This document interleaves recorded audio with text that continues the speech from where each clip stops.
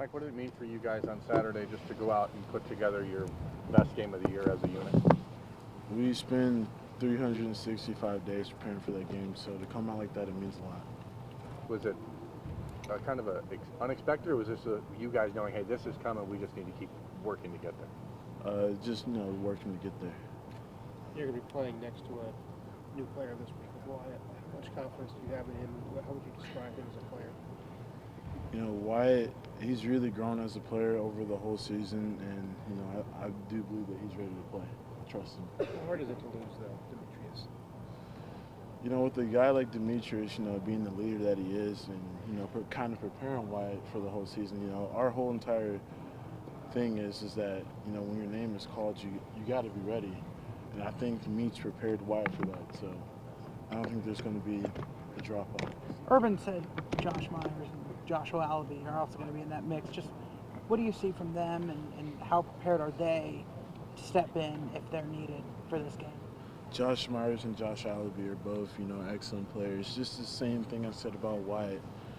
They've all improved over the entire season, gotten a lot better, and they're ready as well.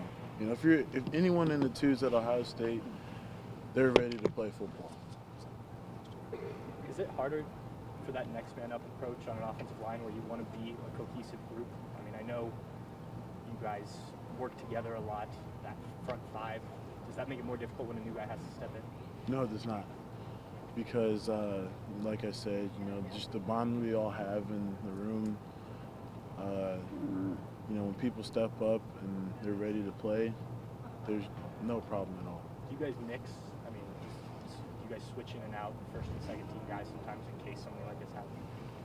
No, but Coach Stud does preach, you better be ready when your name's called. Michael, what stands out to you about this Northwestern defensive line? Oh, they're tough, hard-playing defensive linemen. They play hard, most definitely, and I think they're really good. Like, I knew you were born in Cincinnati, but you grew up obviously in Michigan. How was this last weekend for your family and friends up in Canton? And did you get a chance to have some fun conversations on Saturday and Sunday? They all, it was kind of, at first they were kind of disappointed, but then they ended up showing some love towards me. So there wasn't anybody who was still like mad at you? Or... No.